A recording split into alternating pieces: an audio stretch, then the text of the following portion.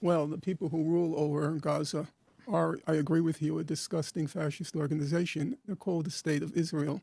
Gaza is legally not even any longer occupied territory. Gaza has been illegally annexed by Israel according to international law. But we'll leave that aside and let's turn to the facts. Now, there seems to be an objection to my describing what's happening in Gaza as a concentration camp. Yes.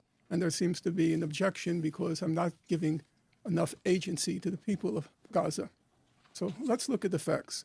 Because as facts as the British adage goes, facts are stubborn things. So let's look at the basic facts. Number one, what is Gaza? Gaza is 25 miles long, less than the length of a marathon.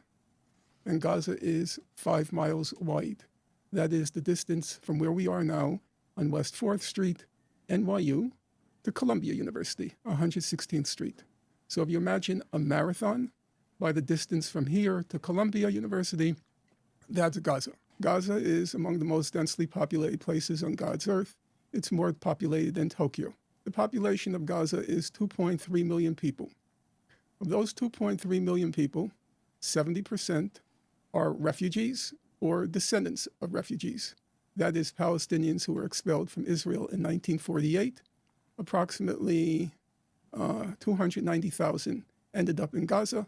And so those refugees, their children and their grandchildren. Gaza, a fact that should be of interest and concern to your listeners, Gaza is over half children. In the past 3 weeks, Israel has killed about 3,500 children in Gaza. That's more children have been killed in Gaza than all the war zones in the world combined for the years 2020, 2021, and 2022. So now let's get to the question of agency.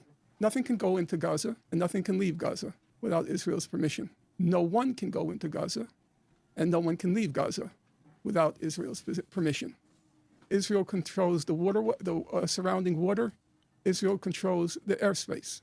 50% of the population is unemployed. 60% of the young people are unemployed. Half the population in Gaza is classified by international humanitarian organizations as suffering from, quote, extreme food insecurity. Now, people like to talk about Hamas. We talk about Hamas as this kind of, I guess it was called fascist organization. Hamas, the people who burst through the gates of Gaza, they were overwhelmingly about 20, 21, 22 years old. That means they were born into the concentration camp. They had never seen anything else. And there was no prospect of ever seeing anything else. What was the surprise that people who were born into a concentration camp, half of whom have never seen a full meal in their lives? I'm saying that these young men should be consumed by rage and fury, not just at their own lives having been destroyed, but those periodic operations. In Operation Cast Lead, Israel killed 1,400 people, 350 of them children. Operation Protective Edge, Israel killed 2,200 people, 550 of them children. And then you can go through the house demolitions and so forth.